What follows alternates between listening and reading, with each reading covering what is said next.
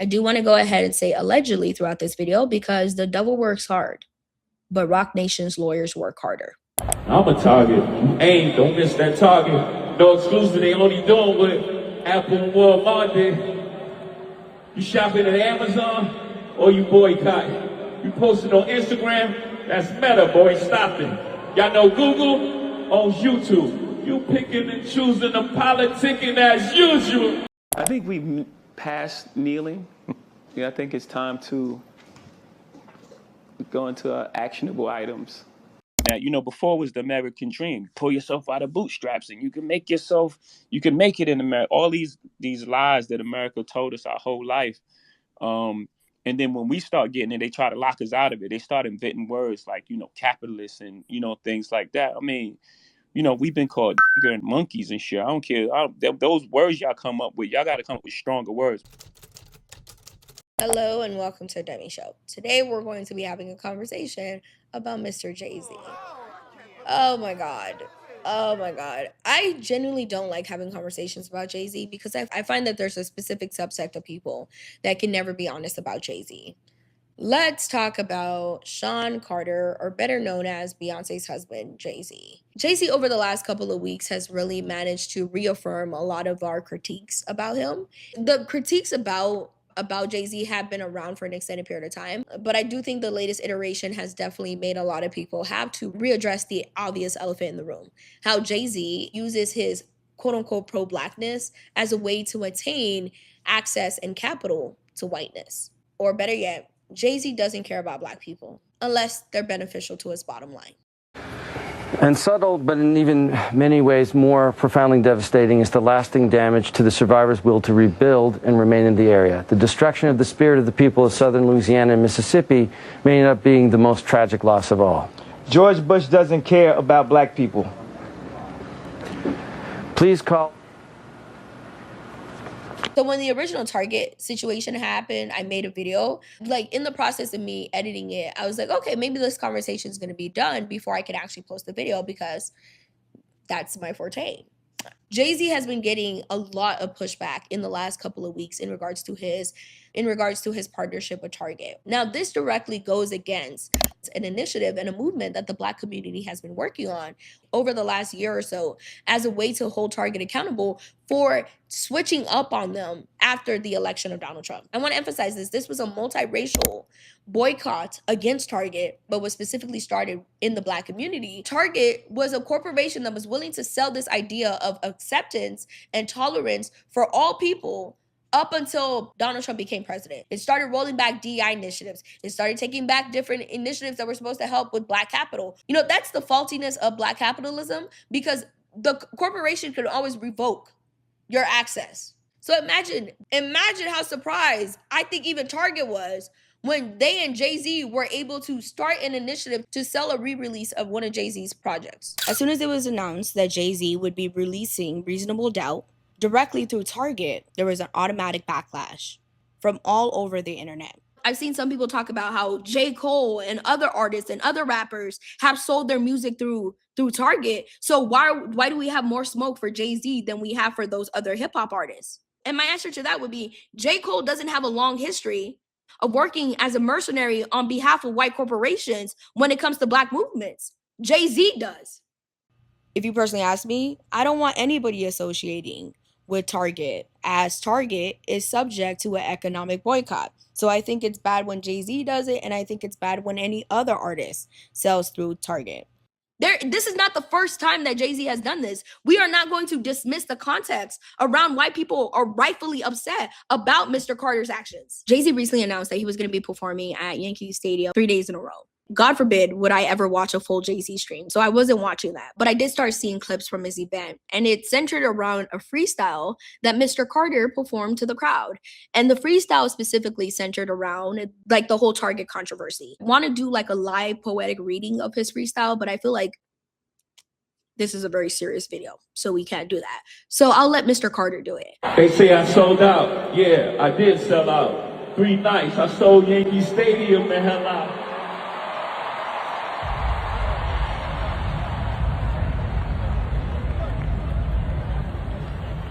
I'm a target.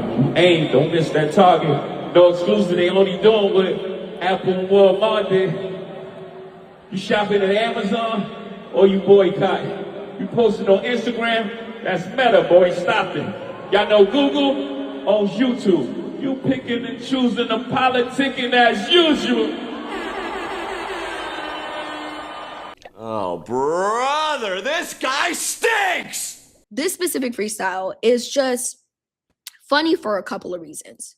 The first reason is it sucks. This is a really bad freestyle. I don't know why he decided to put this out. This is 0 out of 10. Let's try again.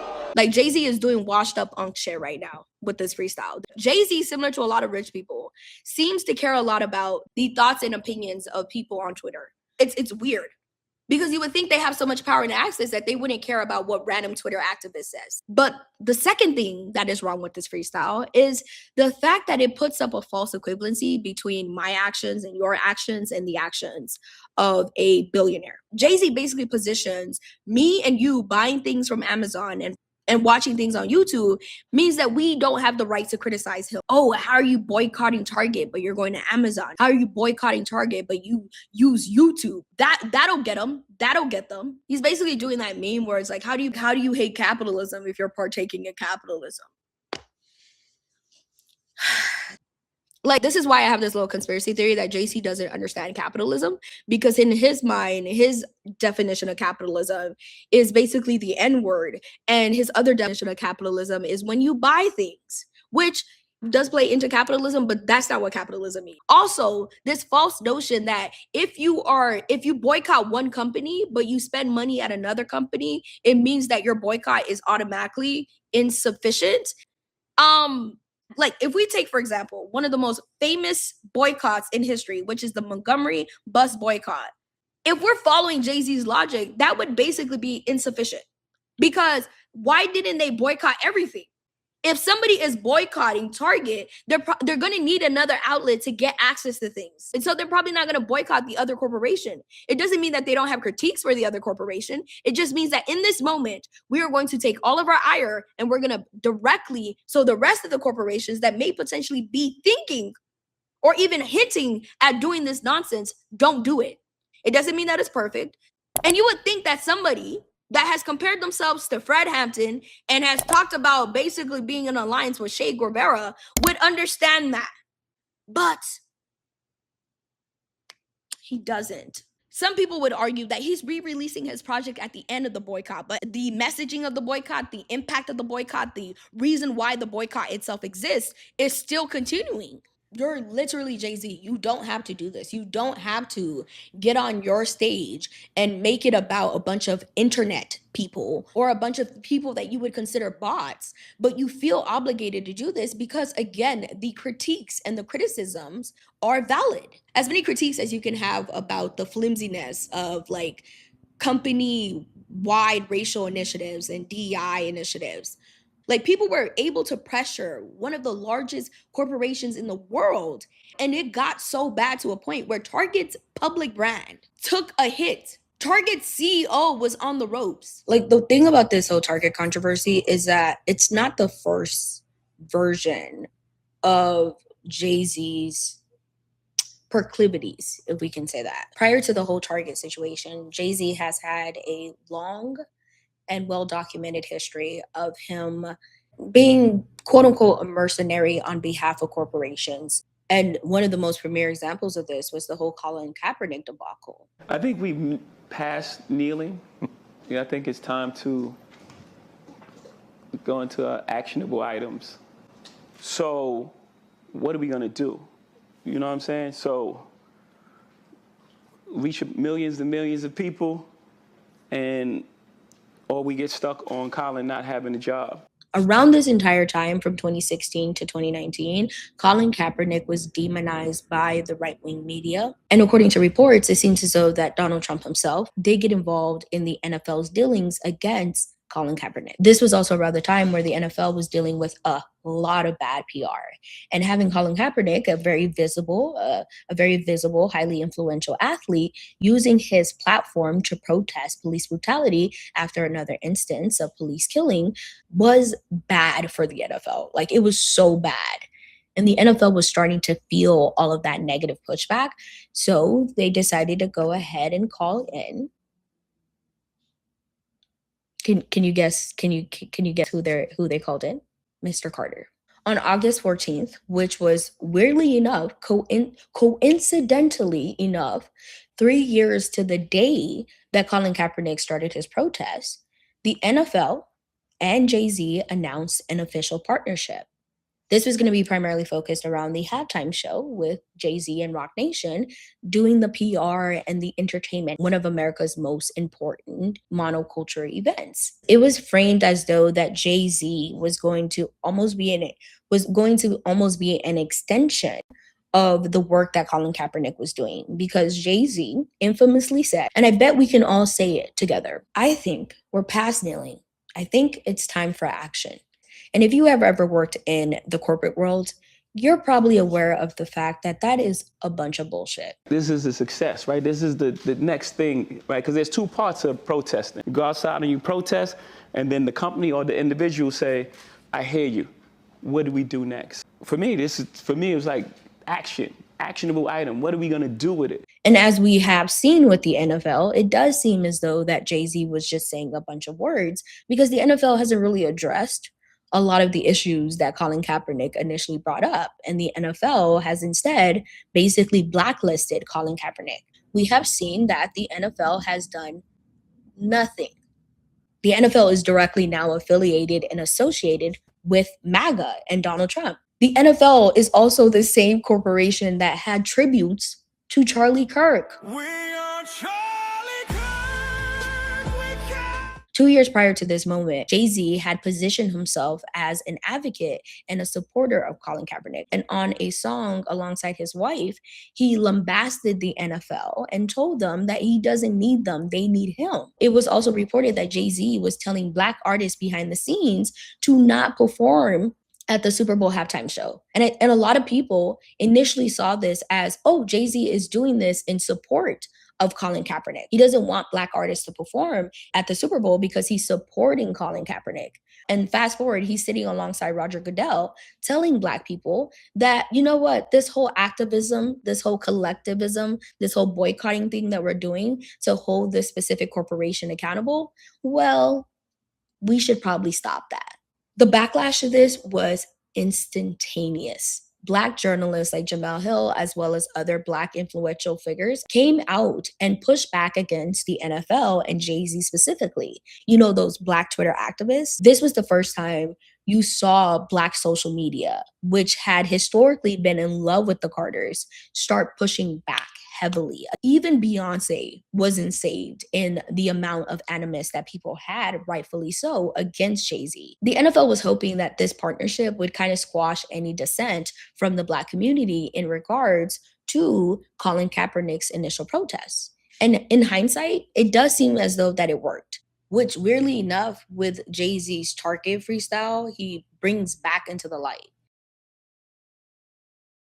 And I think the reason why he's bringing this back into the light is because that was one of the main things that actually had a drastic impact on how people view Jay-Z. Prior to that moment, a lot of people, again, could kind of like, even though they had issues with like the whole, I'm not a businessman, I'm a businessman aspect and idea of Jay-Z, even though a lot of people had genuine critiques about that, they could always be like, oh, that's my favorite rapper. Jay-Z sitting down with the NFL and telling everybody that we're past kneeling was a watershed moment, I think, for not only people who like Jay-Z's music, but I think for hip hop and the avatar that it created with Jay-Z. Because prior to that, you could have had critiques about his ego and about Rock Nation and about, the whole market Black capitalism stuff.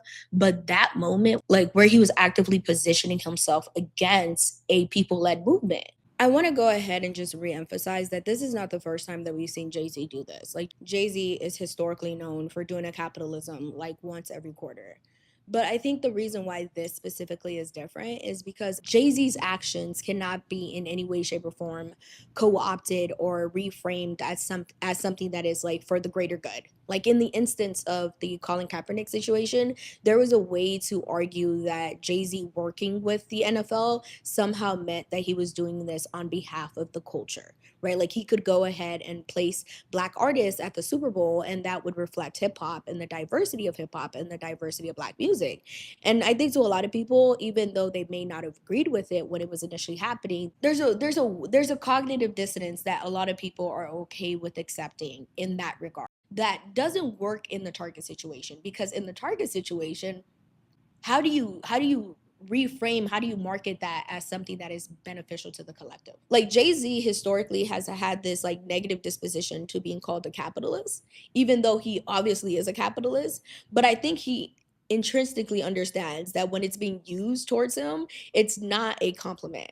And I remember a couple of years ago, there was like this clip that was floating around the internet of Jay-Z like getting upset at being called a capitalist, and how, in his opinion, that was tantamount to being. We're not falling for that technology, whatever, this public puts out there now that, before was the American dream. Pull yourself out of bootstraps and you can make it in America. All these lies that America told us our whole life.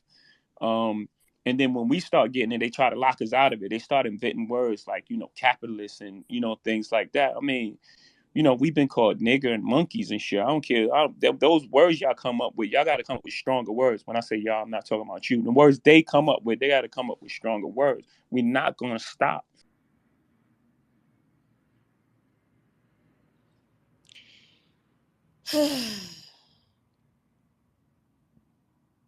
And this is why I have really, really, really done a lot of work to detach myself from like having a parasocial connection with celebrities, because this is the type of stuff that would just like, what are you talking about? Just yapping. Because what do you mean that people calling you a capitalist, something that you identify with, is somehow tantamount to being called that has that much history behind it? It kind of reminds me of the same people, like the same people who have been trying to get off this like idea that the term establishment or APAC is code for nigga. That's not how that works. That's not how that works. If you're somebody that like me that grew up watching hip hop content and hip hop radio and hip hop talking heads, you're probably aware of the cult of silence around individuals like Jay-Z. Like Jay-Z does not get criticized or critiqued like other artists do. Like people talk about him because we live in a country that has a First Amendment, but we must not be naive and act as though that people are free to talk about Jay-Z in the way that they criticize other artists. They're not. There is like both a social aspect of this, but there's also an institutionalized aspect of this when it comes to hip hop in regards to who is allowed to criticize Jay-Z and who is allowed to push back against Jay-Z. And let me tell you something. A very dear and good friend of mine disagrees with me bitterly. Well, I won't say bitterly, just aggressively and vigorously. His name is Sean Carter, better known as Jay-Z. Now, I don't usually talk about the conversations that Jay-Z and I have because that's between us. That's why we remain friends, because I ain't out here blabbing about what we talk about. But he hit me up and he vigorously disagreed with my particular position. A few moments later. I remember once when Kanye posted publicly a text exchange between us that was private, and I was hurt by that. And I'm thinking about that because I've done the same thing to Jay-Z. So I want to apologize to him here. Why am I doing it here and not to him directly? Because the old black people said, where you did it is where you get it. Where you messed up is where you fess up. The reason why the quote unquote Rock Nation conspiracy theories continue to exist is not only because people are naive and don't understand things, it's also because there have been instances where people have been called behind the scenes to change their opinion on something because Jay-Z doesn't like it. And I know that there's a lot of people that like to dismiss that as just conspiracy theories. But as the saying goes, where there's smoke, there's a nigga dressed up like Basquiat. There's a lot of people in hip hop media that swear up and down that they speak truth to power until it comes to the Carters, because a lot of people want to believe in the Carters. A lot of people grew up with the Carters. A lot of people like their music. Whether it's somebody that is a Barb, or whether somebody that is Beehive, or whether somebody that is a Jay-Z fan, I don't know what Jay-Z fans are called, Carter Hives, or whether somebody that is a Jay-Z Barb, they all have the same reflective reactionary response to rightful critique of their fate. One of the things I want to emphasize is that Jay-Z is an icon. Even though I'm not really a big fan of his public persona, the music bops. It does bop. I'm very on Jay-Z, but that's more so due to like the public persona and the nonstop glazing, and less so the music. Because believe it or not, I really do love mafioso capitalist rap. That's why I like Drake's music. That's why I like Jay-Z's music. That's why I like Rick Ross's music, even though I have a lot of critiques of these people. Now, I know a lot of people in hip hop dismiss certain aspects of Jay-Z's name being brought in the Epstein files, but in one of the instances that he was mentioned in was a conversation about Brazil and what was happening in Brazil when it came to their own political uprising, right? Like their own mass protest movement. I think the CEO for Barclays responded in that email thread that the reason why we were not seeing that in America was because of individuals like Jay-Z. Okay? Allegedly, Rock Nation, calm down. Oh, the conspiracy theory is conspiracy theory in regard to Jay-Z being used on behalf of corporations to dismantle and to redirect energy from Black-led movements, collective movements. Let's say these two white people are very much incorrect about Jay-Z. But the fact that that is even the optics, like that's even the optics around you. You have two white CEOs in an email having that idea or that view of you. It goes to reaffirm a lot of things that people have in mind about Carter, right? About Mr. Carter, in the sense that even if he's not doing these things, you have the bad optics around you that makes white corporations think that you are basically a mercenary on behalf of them when it comes to the Black community. And this is a problem because Unc has been comparing himself to revolutionary figures. And I'm gonna be very honest, I don't think Jay-Z's reading the books. Jay-Z co-opted this image of being a, cultural leader. And he was able to sell a specific type of, capitalism that was built off of this false notion that by him seceding, it was actually the Black community seceding. He has lyrics and bars talking about how his success is indicative of success for Black people overall. And that can work up until we get to a point where people are watching you, especially at this very fragile moment, because the social context of it all, right? Like living in Trump's America also plays a big role in why I think a lot of people are like, whoa. And it's reflecting in a way that it doesn't mean that they're not going to support you, but it just means that they're going to be more critical of, of Jay-Z doing a capitalism. So since 2008, Jay-Z and Beyonce have sold themselves as individuals that are usually aligned with the quote unquote Twitter activists. Beyonce sang at Barack Obama's inauguration. Jay-Z and other hip hop artists used their social and cultural capital to help Barack Obama get elected. But I honestly think the Colin Kaepernick situation alongside the whole Jared Kushner casino in the middle of New York crap really did some damage to Jay-Z's public persona. I honestly think if you ask the Carters what their politics were, they wouldn't have a succinct answer to provide to you. Because a lot of the stuff that we saw during his apeshit era, a lot of the stuff that we saw during his peak woke era, it was not actually substantive. Because their politics, in my opinion, is not actually tangible. It's not built off of their own moral guidance. Their politics is built off of whatever is most palpable in the zeitgeist. If Trumpism is what's popular in the media, then Jay-Z is going to align with the Kushners.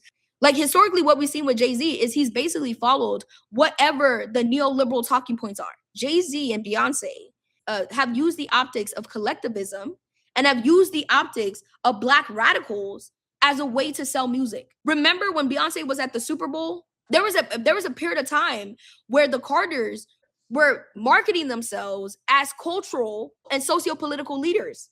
So to watch these two individuals who were putting out songs in the past talking about how they're anti-NFL and to turn around and sit with white supremacists just to get a casino in an already congested area. And this is why I always emphasize that there needs to be a class analysis when we're talking about Black people, because as I've learned from a lot of the Black American aunties that helped raise me, all skin folk aren't kinfolk. The Carters were literally sitting alongside Donald Trump's family, the same man that has directly attacked them, the same man that has attacked the exact commercial base that they have built their careers off of, the same administration that they were protesting in 2016.